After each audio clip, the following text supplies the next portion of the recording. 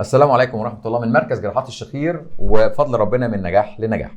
معنا النهاردة الأستاذ عادل بن جاب الله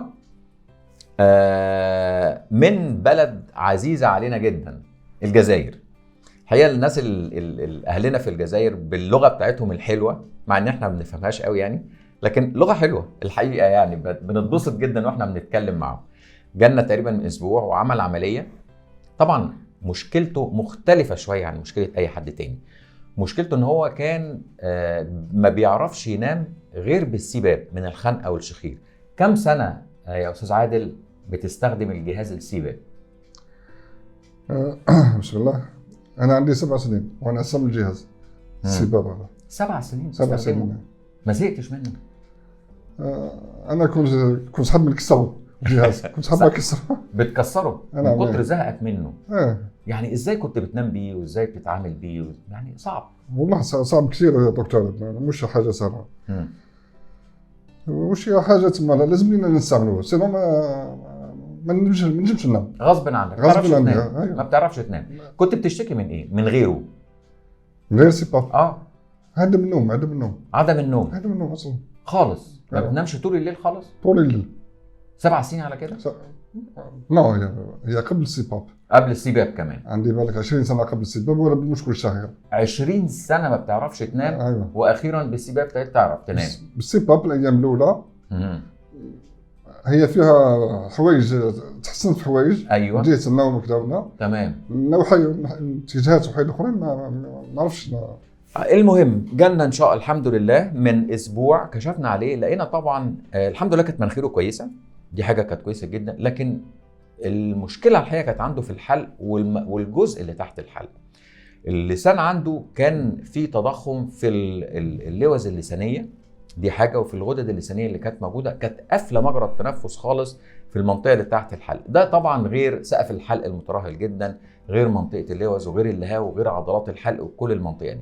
الحقيقه كانت عمليه يعني مش عايز اقول صعبه، ولكن كانت من الدقه اللي هي الحقيقه كانت هتبين هل فعلا الشغل على الجزء بتاع اللسان والجزء بتاع اللهاء جاب نتيجه ولا لا. انا هساله سؤال واحد اعتقد هو جاي عشانه.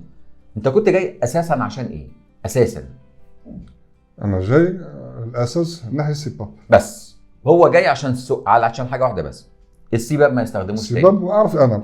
ما هو طبعا اعرف انا طبعا. دلوقتي احنا بقى لنا دلوقتي الحمد لله اسبوع من بعد العمليه. استخدمت هي 6 ايام، مازال ما كملتش اسبوع. 6 ايام من العمليه. 6 ايام مش 6 ايام. استخدمت السيباب فيهم؟ لا. نمت؟ امبارح نمت شويه. امبارح طبعا. نمت شويه طبعا لان الجزء الشغل اللي في منطقه اللسان ومنطقه الحلق بيبقى شغل الى حد ما في التحسن ما بيبانش بسرعه. وانا مش مستني منه ان هو يجي لي النهارده يقول لي انا خلاص والموضوع ابدا. انا منتظر حاجه واحده بس، ان هو نام من غير السيباب. وسؤال مهم جدا، كل يوم بتتحسن عن اليوم اللي قبله؟ والله يا دكتور ما مسمع الحمد لله.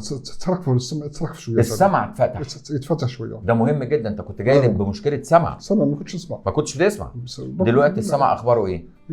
يتحسن شويه. مناخيرك اخبارها ايه؟ الحمد لله. ايه؟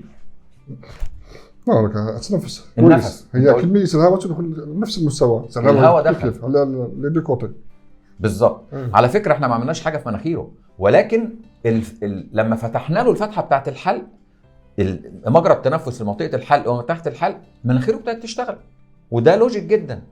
ولما مناخيره ابتدت تشتغل، ابتدت الاذن الوسطى يدخل فيها الهواء ويملاها، وابتدت تتحسن. كان عنده مشكله في الضغط بتاع الاذن الوسطى.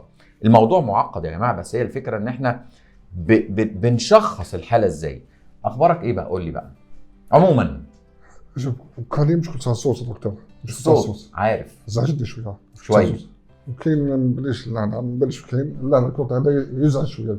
شويه وجع في الحلق. انا بترجم لكم بس خدوا بالكم يعني. كنت اتشم الحمد لله. الشم كويس. بقيت تشم؟ لا اشم. الشم احسن؟ لا من قبل اشم. بس هذوك احسن بالك. دلوقتي اتحسن احسن. يعني الودان اتحسنت، الانف اتحسنت، مع ان دول ما عملناش فيهم حاجه خالص، لكن دخول الهواء حسن الدنيا دي. النوم بقى احسن شويه، وسبت السيباب. سبت. انا مش عايز حاجه اكتر من كده لغايه ال6 ايام دول. مسافر امتى ان شاء الله؟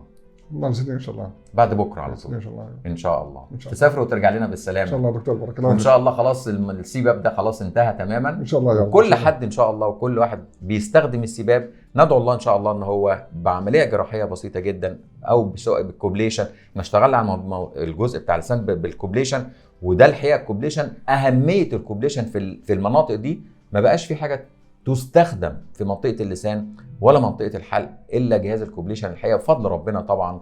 ويعني يعني الامور بتتحسن يوم عن يوم.